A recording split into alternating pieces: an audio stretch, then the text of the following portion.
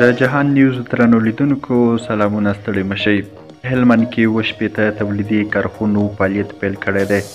د سرپرست حکومت له بیا ځلې واکمنېدو وروسته په هلمند ولایت کې 80 تولیدي کارخونو فعالیت پیل کړی دی.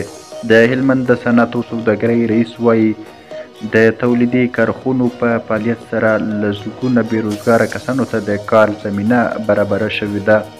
په دې تولیدي کارخونو کې د پنبې، وړو پروسس غوړیو تولید، صابون، کنجاړه، د چرګانو خوراکه او یخ تولیدیږي.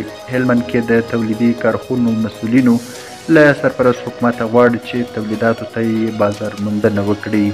په همدې حال کې په همدې تولیدي کارخونو کې په کار بوخت کسان خوښ دي چې د کار زمینه ورته برابر شوې ده. د هلمند صنعت او سوداګرۍ ریاست د معلوماتو پر بنسټ تمه ده روان کال په دې ولایت کې د پنبې د پروسس 3 نورې فابریکې فعالې شي.